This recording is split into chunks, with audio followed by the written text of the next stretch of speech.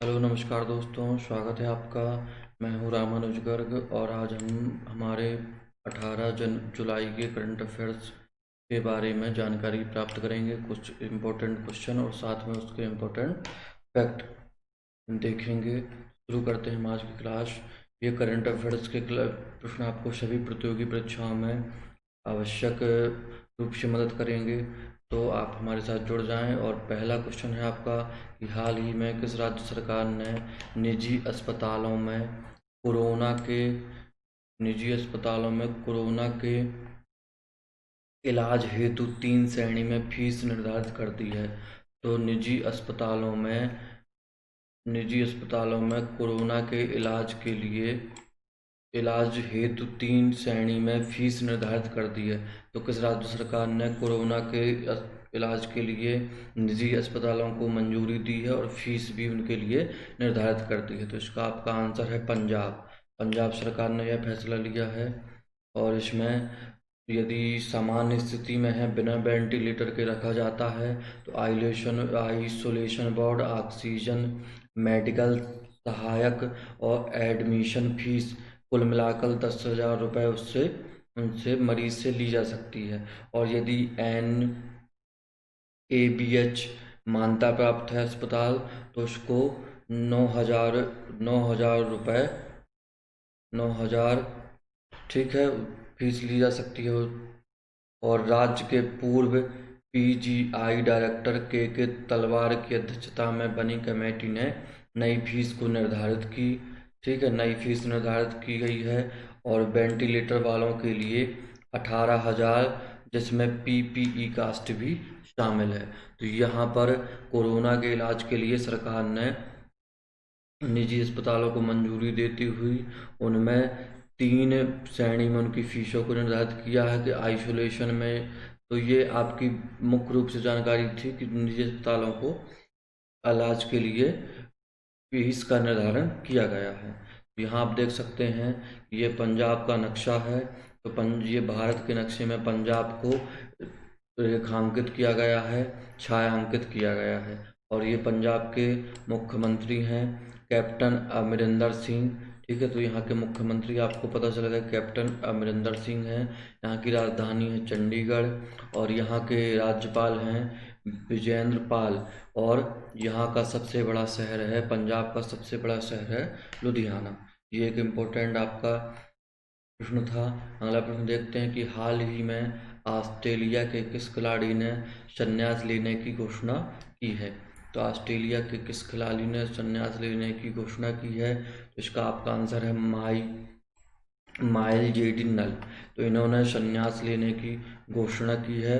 और ये फुटबॉल के खिलाड़ी हैं। तो फुटबॉल के पूर्व कप्तान ने खेल से संन्यास लेने की घोषणा की है।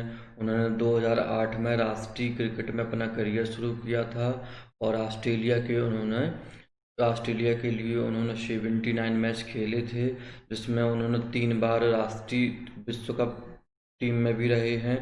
और 2015 में एशियाई कप का खिताब भी जीता था। ठीक है, अगला प्रश्न है आपका कि हाल ही में भारत ने किस देश को वार्षिक मालाबार नौसैनिक अभ्यास में शामिल करने का निर्णय लिया है? तो इस अभ्यास में किस देश को भारत ने शामिल करने का निर्णय किया है? इसका आपका आंसर है ऑस्ट्रेलिया। ऑस्ट्रेलिया को मालाबार नौसैनिक अभ्यास में शामिल किया जाएगा। तो इस अभ्यास में शामिल होने वाला चौथा देश बन जाएगा। तो इसमें अभी तक अमेरिका, भारत और जापान के बीच यह होता था। अब इसमें ऑस्ट्रेलिया को शामिल किया जाएगा। और यह 1992 में शुरू हुआ था और भारत और अमेरिका के बीच शुरू हुआ था। उसके बाद इसका आयोजन इस बार हिंद महासागर में किया जाएगा। और 1992 के बाद 2015 में इसमें जापान को शामिल किया गया था। और 2020 में आप कह सकते हैं कि ऑस्ट्रेलिया को शामिल इसमें कर लिया गया है। अब ऑस्ट्रेलिया के बारे में जानते हैं। तो ऑस्ट्रेलिया का ये आप मैप देख रहे हैं, ठीक है।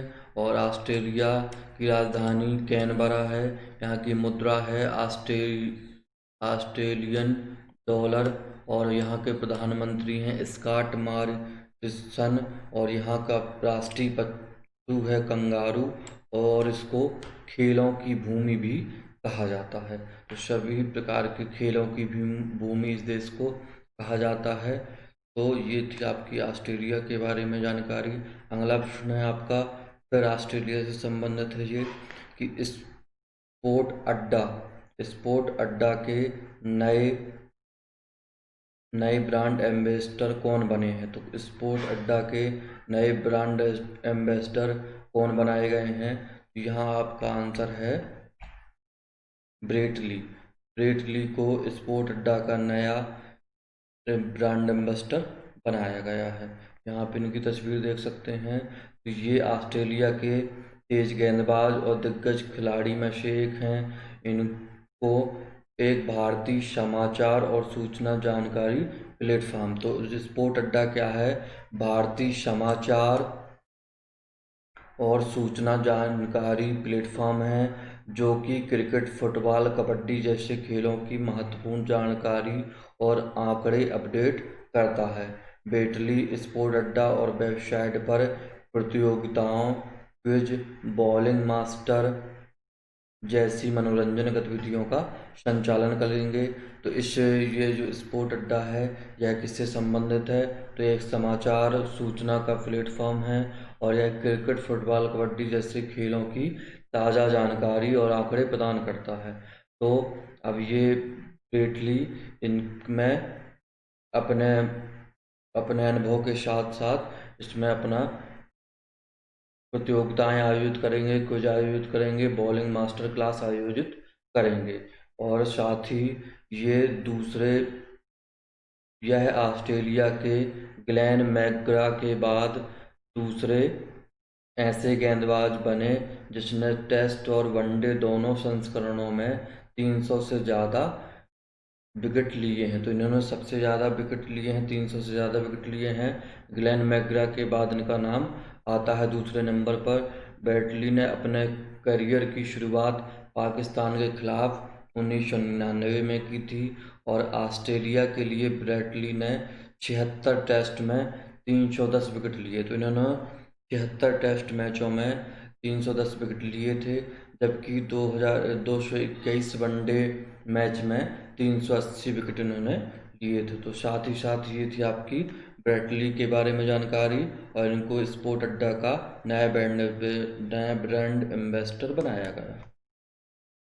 अगला है आपका कि हाल ही में किस राज्य सरकार ने ट्रैफिक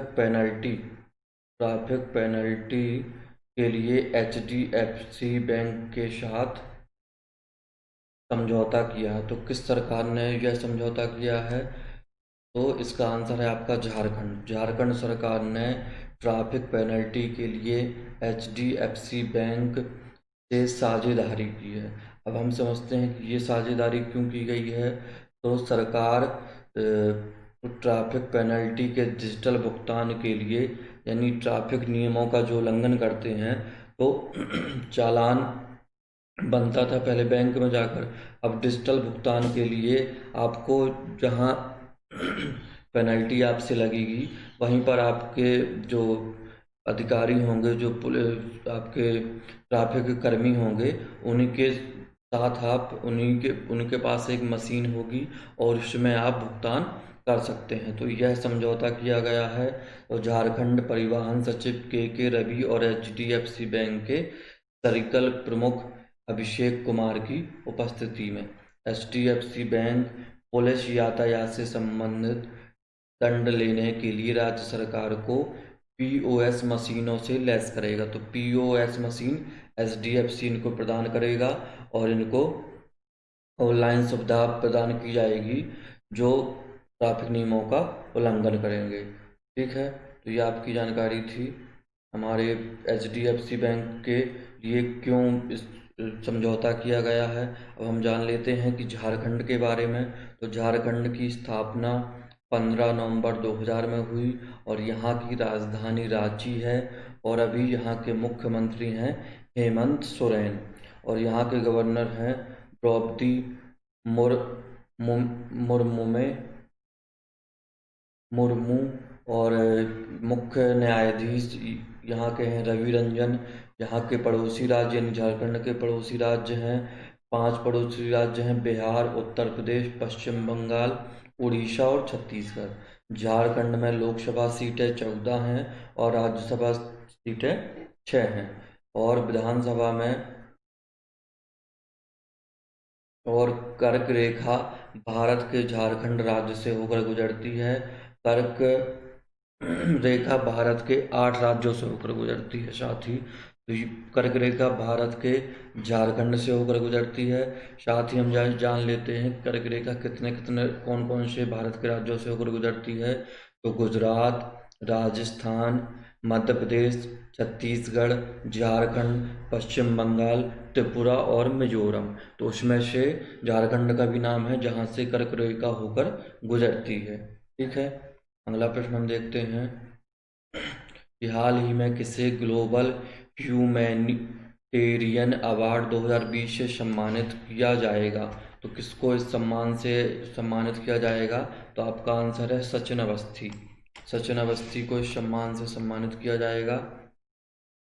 देखते हैं तो झारखंड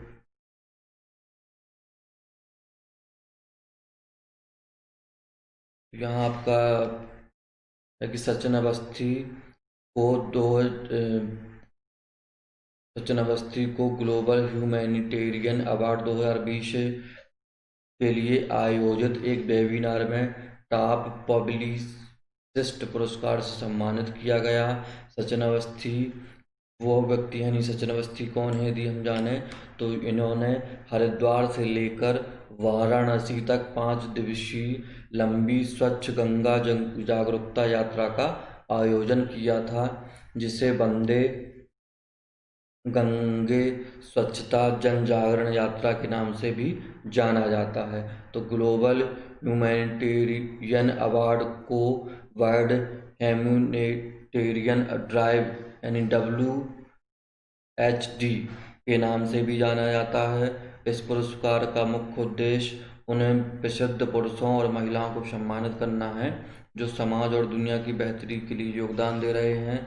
तो इसके संस्थापक अब्दुल बशीत शायद यानी WHD के संस्थापक ने बताया कि ऑनरिंग द ऑनरेबल के तहत ग्लोबल ह्यूमैनिटेरियन अवार्ड 2020 हाल ही में उन पुरुषों और महिलाओं को सम्मानित करने के लिए घोषित किए गए जो निस्वार्थ भाव से समाज और विश्व को बेहतर बनाने के लिए काम कर रहे हैं। ये अवार्ड इस साल सचिन अवस्थी जी को मिला है। इन्होंने गंगा को स्वच्छ बनाने के लिए हरिद्वार से लेकर वाराणसी तक 5 दिनों की लंबी गंगा स्वच्छता जागरूकता यात्रा की शुरुआत की थी। अगला प्रश्न देखते हैं, कौन सा राज्य प्रधानमंत्री स्वनिधि योजना को लागू करने वाला पहला राज्य बन गया है। किस राज्य ने प्रधानमंत्री स्वनिधि योजना को लागू करने के लिए पहला स्थान प्राप्त किया है। तो यहाँ आपका आंसर है मध्य प्रदेश। मध्य प्रदेश ने प्रधानमंत्री स्वनिधि योजना को लागू कर दिया है। ठीक है, तो अब मध्य प्रदेश के बारे में हम जानते हैं। तो मध्य प्रदेश की राजधानी भोपाल है। मुख्यमंत्री यहाँ के शिवराज सिंह चौहान हैं और अभी गवर्नर अस्थायी रूप से बनाई गई हैं आनंदीबेन पटेल। और यहाँ के उच्च न्यायालय के मुख्य न्यायाधीश अजय कुमार मित्तल हैं। लोकसभा सीटें 29, राज्यसभा सीटें 11 और विधानसभा में 230 सीटें हैं। साथ ही यहाँ के पड़ोसी राज्य हैं महाराष्ट्र, छत्तीसगढ़, उत्तर प्रदेश, राजस्थान और गुजरात। तो 5 राज्य इसके पड़ोसी राज्य हैं। और मध्य प्रदेश के राष्ट्रीय उद्यान में कान्हा राष्ट्रीय उद्यान और बांधवगढ़ राष्ट्रीय उद्यान, पन्ना राष्ट्रीय उद्यान, सतपुड़ा राष्ट्रीय उद्यान, वन विहार राष्ट्रीय उद्यान, इंदिरा प्रदर्शनी, पेंच राष्ट्रीय उद्यान, संजय राष्ट्रीय उद्यान, मंडला प्लांट फोसिल, यह सभी नेशनल पार्क मध्य प्रदेश में स्थित हैं। और कर्क रेखा मध्य प्रदेश से होकर भी गुजरती है। तो ये एक इम्पोर्टेंट जानकारी थी आपकी साथ में मध्य प्रदेश के संबंध में। अगला प्रश्न देखते हैं हम, किस देश ने AP स्टार 6D दूरसंचार उपग्रह का सफलतापूर्वक परीक्षण किया है? तो यहाँ आपका आंसर है चीन। तो चीन ने इस उपग्रह का परीक्षण किया है। तो China academy of space technology carp द्वारा विकसित एपी स्टार 6D दूरसंचार उपग्रह का परीक्षण चीन ने सफलतापूर्वक किया और यह लॉन्च सेंटर से 3B कैरियर रॉकेट की मदद से चीन ने वर्ष 2020 में अपना 18वां रॉकेट उपग्रह लॉन्च किया है। इस उपग्रह को प्रक्षेपित करने का लक्ष्य 50 गीगाबाइट सेकेंड की क्षमता वाली हाई स्पीड कम्युनिकेशन प्रदान करना है। उपग्रह में जियो स्टेशनरी ऑर्बिट में लगभग 15 साल तक रहने की उम्मीद है। तो उस उपग्रह को चीन द्वारा लॉन्च किया गया है, परीक्षित किया गया है। तो चीन के बारे में हम देखते हैं। तो चीन एशिया महाद्वीप में स्थित है। इसकी राजधानी बीजिंग है और यहाँ की करेंसी यूनान है और राष्ट्रपति यहाँ के शी जिनपिंग हैं। चीन और भारत के बीच इंटरनेशनल बॉर्डर लाइन का नाम मैकमोहन रेखा है। तो चीन और भारत के बीच जो इंटरनेशनल बॉर्डर लाइन है उसका नाम मैकमोहन रेखा है। चीन की सबसे बड़ी नदी यांगत्से है और एशिया की सबसे बड़ी नदी है यह। इसकी कुल लंबाई 6,300 किलोमीटर है। चीन जनसंख्या की दृष्टि से पहले स्थान पर है और भारत दूसरे स्थान पर है। अगला प्रश्न है आपका कि कोरोना वायरस के संक्रमण को फैलने से रोकने के लिए यानी फैलने से बचाव के लिए रेलवे ने किस कोच का निर्माण किया है? किस कोच का निर्माण रेलवे द्वारा किया गया है? इसका आपका आंसर है पोस्ट कोविड कोच। तो कोरोना वायरस को रोकने के लिए, फैलने से रोकने के लिए भारतीय रेलवे ने पोस्ट कोविड कोच का निर्माण किया है, जिसमें भारतीय रेलवे ने कोविड मुक्त यात्रा के लिए हैंड्स फ्री सुविधाओं, तांबे से लिपटे हैंडल यानी हैंडलों में तांबे की कोटिंग की गई है और लेंसेज प्लाज्मा वायु शोधन टाइटेनियम डाइऑक्साइड कोटिंग के साथ बनाया है। यह कोविड-19 के प्रसार को रोकने के लिए कपूरथला की रेल कोच फैक्ट्री द्वारा डिजाइन किए गए हैं। और इसमें यदि हम सुविधाओं की बात करें तो इस कोच में यात्रियों को कोविड संक्रमण मुक्त सफर के लिए कॉपर कोटिंग रेलिंग और सिटकनी के अलावा टाइटेनियम डाइऑक्साइड कोटिंग युक्त सीट टेबल आदि होंगे। वहीं यदि एसी कोच की बात करें तो इसमें प्लाज्मा एयर प्यूरिफायर उपकरण लगा रहेगा जो हवा को शुद्ध करेगा। पोस्ट कोविड एसी कोच में ऐसी नली या पाइप में प्लाज्मा एयर उपकरण लगाया जा रहा है जिससे कोच के अंदर ही हवा व सतह जीवाणु व विषाणु रहित हो जाएगी। तो इस प्रयास द्वारा लोगों में कोरोना को फैलने के लिए प्रयास किया गया है। इसमें पानी के नल और सोप डिस्पेंसर को पैर से ऑपरेट करने की सुविधा रहेगी। शौचालय का दरवाज़ा फ्लश, लेबोरेटरी के दरवाजे की सिटकनी, वॉश बेसिन पर लगा नल और सोप डिस्पेंसर को पैर से ऑपरेट करने की सुविधा दी जाएगी। तो ये कोच जो बनाए गए हैं ये पुराने कोचों को अपग्रेड करके बनाए गए हैं। अगला प्रश्न है हमारा, इन्फा business leader of the year पुरस्कार से किसे सम्मानित किया गया है? तो इसका आपका आंसर क्या है? इसका आंसर आपका है वेद प्रकाश दुदेजा। तो इनको infra business leader of the year चुना गया है। इसमें इस अवार्ड द्वारा यानी rail infra and mobility business digital award द्वारा वेद प्रकाश दुदेजा को साल 2020 के प्रतिष्ठित infra business leader of the year पुरस्कार से सम्मानित किया गया है। यह ये रेल भूमि विकास प्राधिकरण के उपाध्यक्ष हैं। उन्हें अवसंरचना विकास के लिए उनके योगदान के लिए सम्मानित किया गया है।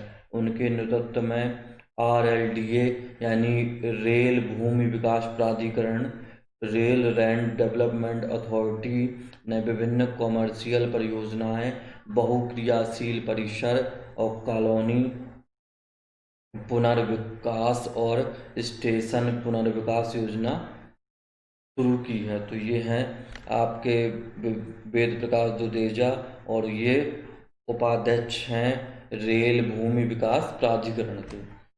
इनको इस सम्मान से सम्मानित किया जाएगा। अगला प्रश्न है आपका कि केंद्रीय मानव संसाधन विकास मंत्रालय ने डिजिटल शिक्षा के लिए नई गाइडलाइन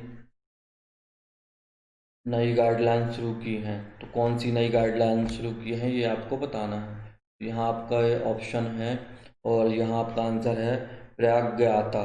तो प्रज्ञाता ये इन्होंने नई गाइडलाइन शुरू की है। तो मानव विकास मंत्री कौन है? रमेश पोखरियाल निशंक ने कहा कि कोविड-19 महामारी की वजह से स्कूल बंद हो चुके हैं और स्कूलों में पढ़ रहे देश के करीब 24 करोड़ बच्चे प्रभावित हैं। तो स्कूलों को ज़्यादा समय तक बंद रहने से छात्रों की पढ़ाई का जो नुकसान हो रहा है उसके लिए उन्होंने ये एक उपयुक्त सिस्टम प्रदान किया है।